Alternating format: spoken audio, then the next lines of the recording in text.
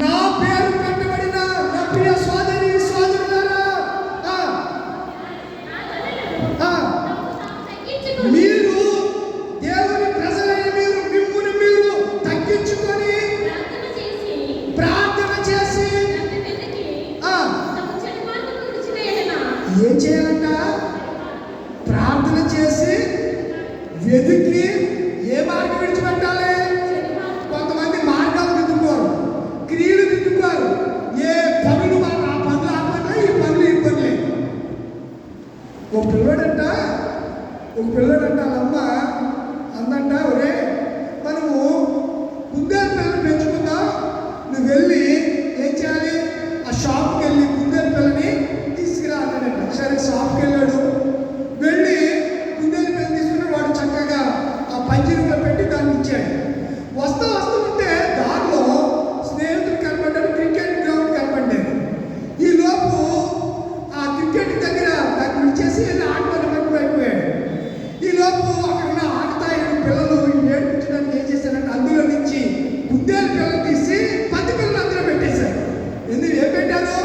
10 పిల్లలు పెట్టారు. వీడు చూసుకోకుండా ఆట ముగించుకుని గౌరవంగా పట్టుకుని ఇంటికి వెళ్ళిపోతే తీరా వాళ్ళ అమ్మ చూస్తే ఇదేట్రా, నేను నిన్ను ఏం తెమ్మన్నాను?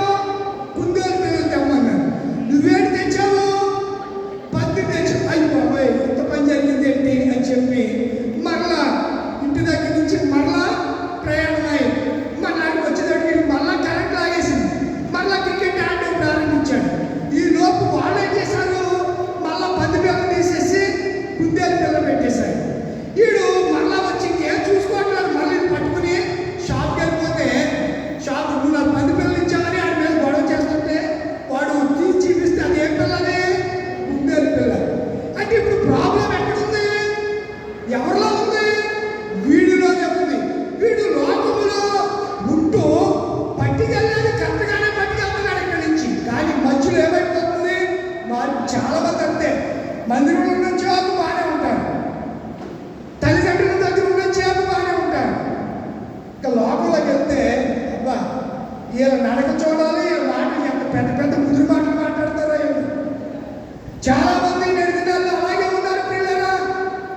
దేవుని సన్నిధిలో ఉన్నప్పుడు ఒకలాగా, దేవుని సన్నిధి విడిచి బయటికి వెళ్ళినప్పుడు మరొకలాగా ఉంటున్నారు. కానీ ఈయన అంటున్నాడు కదా, మీరు నా సన్నిధికి వచ్చి ఏం చేయాలంటున్నాడు? ఏం చేయాలి? ప్రార్థన చేసి నన్ను వెతికి ఏ విడిచిపెట్టాలి అంటే హృదయంలో ఏముంది? చెడు ఉంది, దాన్ని విడిచిపెట్టాలా? అసలు చాలా మంది రే మంచిగా బతకరా, చక్కగా ఉండరా, తాగుడు తాగరా, తాగుడు తాగితే ఊపిరితిత్తులు పాడైపోతారా, లివర్ పాడైపోతుంది, లంగ్స్ పాడైపోతాయి, చచ్చిపోతారా తాకరంటే. రోజు కోట తాగిపోడంటే ముళ్ళు తాగుతాడంట ఆ రోజు. ఇడికి ఇదే పోయే కాలం మాయ రోగం. ఎప్పుడు మామూలుగా తాగిపోడు ఆ రోజు ఇంకెక్కువ తాగుతాడంట. ఒరే మంచిగా బ్రతకరా, నువ్వు దేవుని స్వరూపానివి, నువ్వు దేవుని కుమారుడివి, దేవుని కుమార్తెవి, నీ దేహము దేవుని ఆలయం. చెడుని విసర్జించాలి, చెడు మార్గంలో నడవకూడదు. నీ జీవితాన్ని పరిశుద్ధంగా కాపాడుకోవాలంటే ఇంకా అపరిశుద్ధుడు అయిపోతే అలా అపరిశుద్ధంగా వచ్చి దేవుని సన్నిధిలో వెతికితే ఆయన దొరుకుతాడా? దొరకడు. అందుకే ఆయన అన్నాడు కదా, సొలొమోను ప్రార్థన చేస్తూ ఆయన ఎలా వెతకాలంటే చెడుని విసర్జించి వెతకాలి. దేవుని విసర్జించి, చెడుని విసర్జించి ఆయనను వెతకాలి. ఇంకో మాట చెప్తాను మీకు చూడండి. పరమగీతం, సమయం అవుతుంది. పరమగీతం 3వ అధ్యాయం 1వ వచనాన్ని ఇచ్చి పరమగీతాలు శారను ఫలము రెండు పైన కూర్చోరా పుష్పమా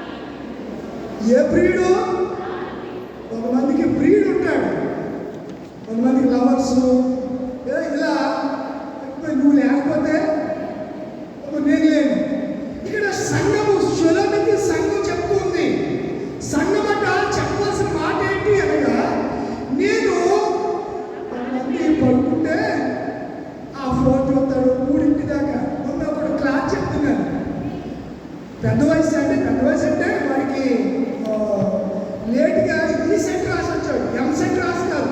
ఈ సెట్ రాసినట్టే పాలిటెక్నికల్ 4 సంవత్సరాలు 3 సంవత్సరాలు చదివేసిన తర్వాత వస్తారు. ఈ సెట్ రాస్తారు. వారు డైరెక్ట్గా ఇంజనీరింగ్లో 2వ సంవత్సరం చదువుతాడు. ఫస్ట్ ఇయర్ చదవవసరం లేదు. వాళ్ళు అర్థమవుతుందేమో 2వ సంవత్సరంలో జాయిన్ అవ్వచ్చు. వాడికి అంటే కొంచెం నాలెడ్జ్ ఉంటుంది. ఎందుకు పాలిటెక్నికల్ డిప్లొమా చదివేశాడు కదా 3 ఇయర్స్. ఇప్పుడు ఈ 2వ సంవత్సరం ఇంజనీరింగ్ చదివాడు, కొంచెం అరుగు ఉంటుంది కదా. ఆ పరిస్థితుల్లో వాడు వచ్చి క్లాసులో కూర్చున్నాడు, పాట చెప్తున్నాడు, వింటున్నాడు.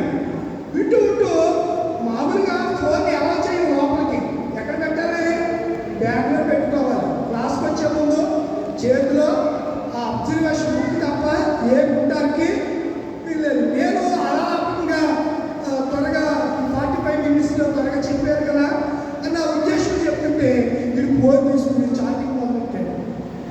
టేబుల్ కింద పెట్టుకుని దొరుకుతున్నాడు.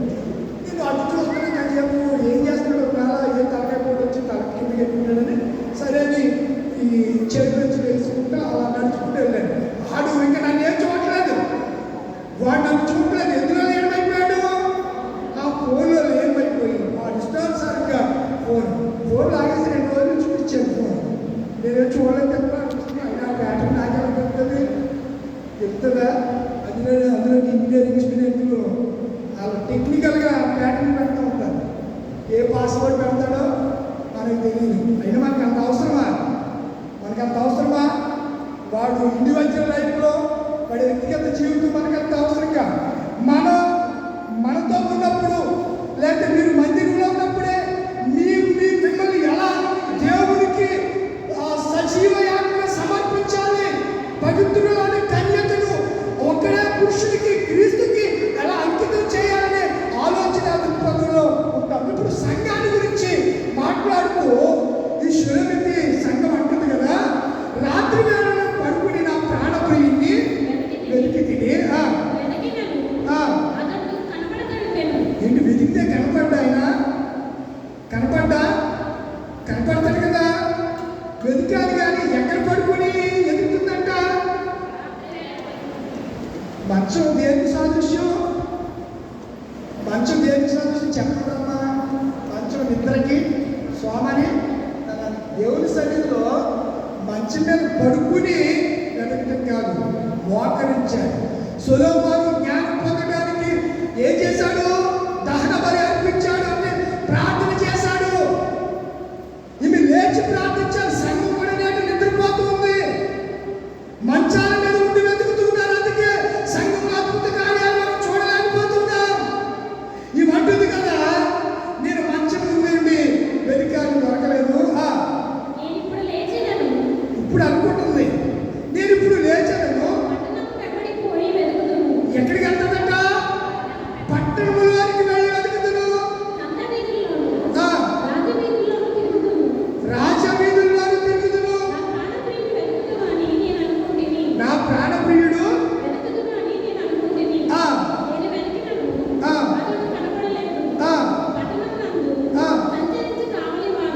పట్టణమందు సంచరించు కావలి వారు నాకు ఎదురుపడగా మీరు ఎవరిని అడగాలి? యేసయ్య గురించి మాకు కొంచెం చెప్పండి అని ఎవరిని అడగాలి? కావలి వారు అంటే మేమే. సంఘానికి కాపరులు ఉన్నారు, సువార్థికులు ఉన్నారు. కావలి వారిని అడిగి ఎవరిని అడిగితే ఎట్లా చెప్తారు? అడగవలసిన వారిని అడగాలి, తెలిసిన వారిని అడగాలి. అడిగితే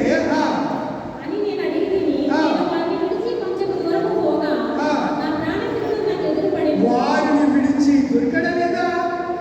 సంఘానికి ప్రాణప్రియుడు దొరికడా? వారిని విడిచి మేము చెప్పిన మాటలు విని మమ్మల్ని విడిచి మీరు ఇంటికి వెళ్ళిన తర్వాత మీరు ఏం చేయాలి? ప్రార్థన చేస్తే ఆయన మీకు ఏమవుతాడు? దొరుకుతాడు. నేను వారిని విడిచి కొంత దూరం వెళ్ళగా నా ప్రాణప్రియుడు నాకు కనపడ్డాడు, ప్రత్యక్షమయ్యాడు. అది మొదటి అంశం. రెండవ మాట చూడండి. తిమోతికి రాసిన పత్రికలో 1వ అధ్యాయం 2వ అధ్యాయం 1వ వచనం నుంచి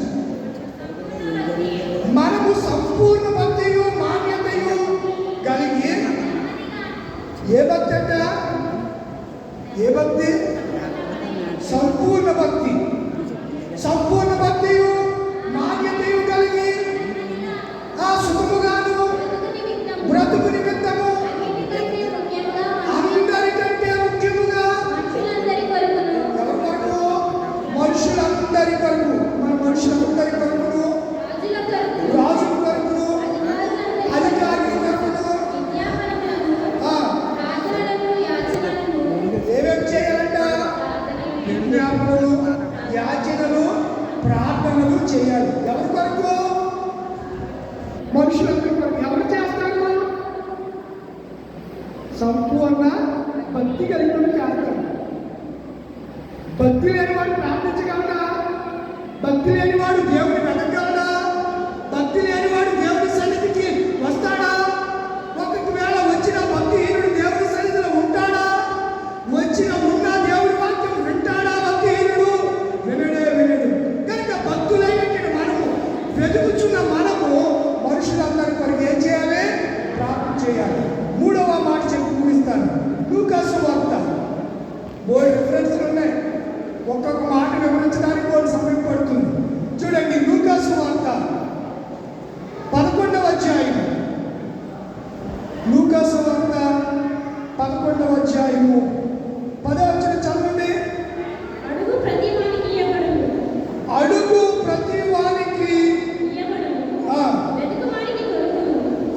ప్రతి వానికి వెదుకువానికి దొరుకును, తట్టువానికి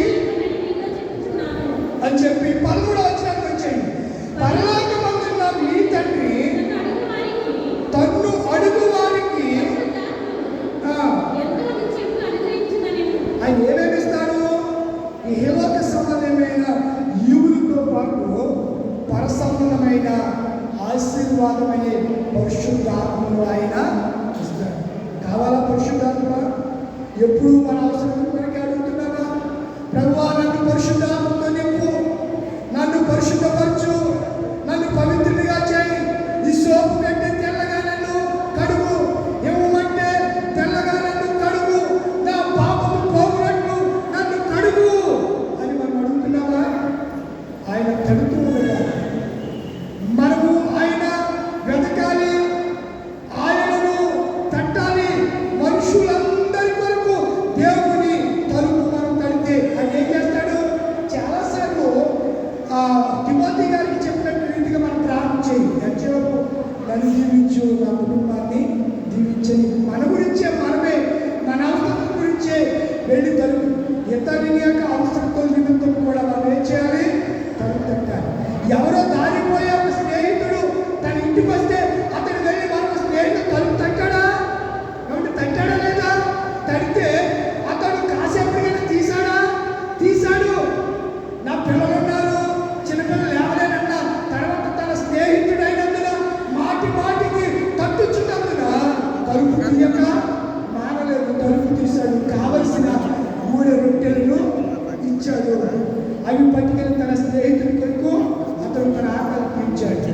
మన ఆకలి తీరాలంటే మనకి ఏం కావాలి? రొట్టె కావాలి. రొట్టె అనగా వాక్యం కావాలి.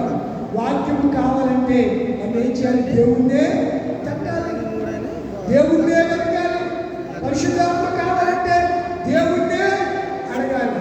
అడిగితే ఇచ్చే దేవుడు, వెతికితే దొరికే దేవుడు, తట్టితే తీసే దేవుడు.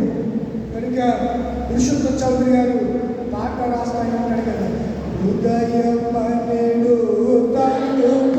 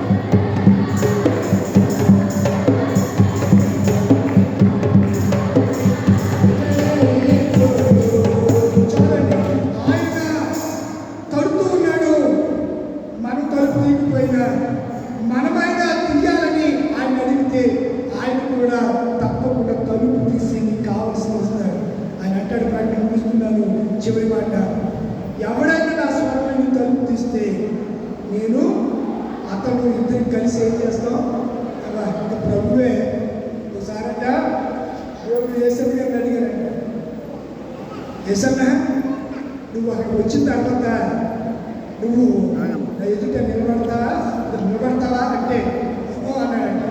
మరి ఏం చేస్తావు? నీ ఒళ్ళో కూర్చుంటానని అడిగాడంట. ఏమని అడిగాడైనా? నీ ఒళ్ళో. దేవుడు ఒళ్ళో ఉంటే మనకి చింతే ఉంటుంది, మనకి బాధే ఉంటుంది. ఏది అయినా దేవుడితో ఉండడం అంటే పరిశుద్ధాత్మను మనం కలిగి ఉంటే ఏదంటే దుఃఖకరమైన పరిస్థితులు కూడా ఆనందంగా ఆయన మార్చగలిగిన శక్తివంతుడు. ఆ పరిశుద్ధాత్మను పొందాలంటే వెతకాలి, అడగాలి, తట్టాలి.